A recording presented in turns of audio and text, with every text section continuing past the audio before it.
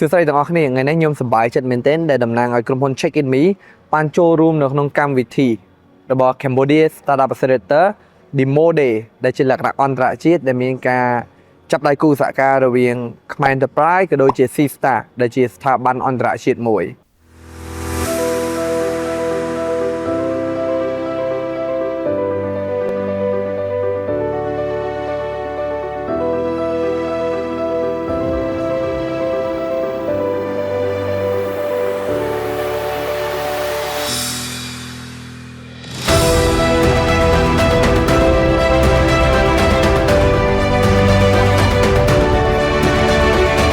ថ្ងៃនេះដែរយើងមានក្រុមហ៊ុន Startup ចំនួន11ក្រុមហ៊ុនមកចូលរួមធ្វើការបង្ហាញអាជីវកម្មនិងមាន Investor ជាច្រើនអ្នកទាំងស្រុកខ្មែរទាំងក្រៅប្រទេសមកចូលរួមនៅក្នុងនឹងដូចគ្នា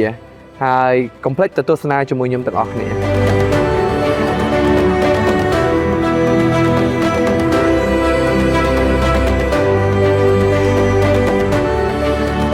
ដែលរយៈពេល3ខែកន្លងមកនេះគឺយើងពិតជាបានរៀនសូត្រច្រើនមែនទែនតាក់ទងជាមួយនឹង experiment ថ្មីៗដើម្បីផ្ដួចផ្ដើមនៅគំនិតថ្មីៗតាក់ទងជាមួយនឹងបច្ចេកវិទ្យា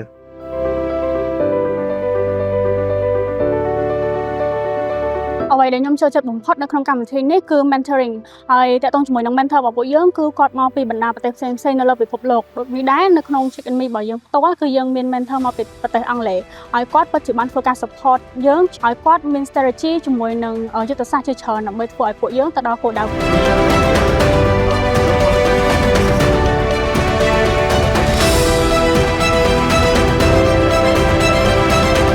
ចំពោះខ្ញុំចោទអារម្មណ៍ទៅលើ tool ដែលគេបានដាក់បញ្ចូលក្នុងកម្មវិធីសិក្សានៅក្នុងនោះក៏មាន AI ជំនួយផងដែរ